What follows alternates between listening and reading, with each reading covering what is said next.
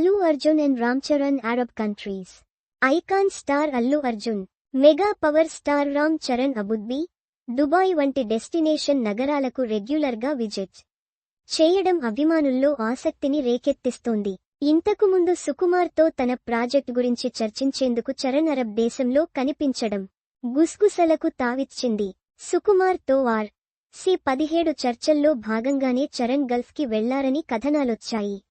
రంగస్థలం తర్వాత చరణ్, సుకుమార్ ఓ ప్రాజెక్ట్ కోసం సీరియస్గా చర్చిస్తున్నారు. ఇది భారీ యాక్షన్ ఎంటర్టైనర్ అని కూడా గుసగుసలు వినిపిస్తున్నాయి.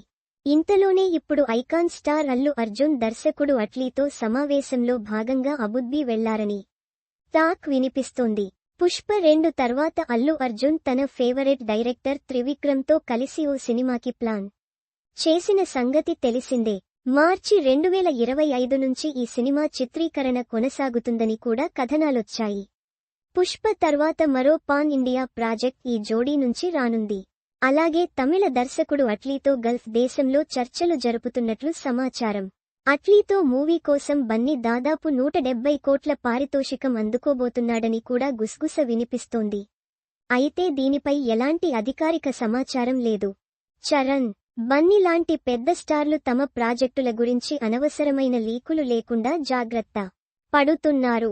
ఇందులో భాగంగానే విదేశాల్లో కథాచర్చలు సాగిస్తున్నారని కూడా టాక్ వినిపిస్తోంది. హైదరాబాద్, ముంబై, చెన్నై లాంటి చోట్ల ఏదైనా ప్రాజెక్ట్ని ఖరారు చేయాలంటే అది ముందస్తు లీకులతో ఇబ్బందికరంగా మారుతోంది. అభిమానులకు తప్పుడు సమాచారం అందుతోంది. అందుకే విదేశాల్లో కథా చర్చలు సాగిస్తున్నారని కూడా మీడియాలో కథనాలొస్తున్నాయి.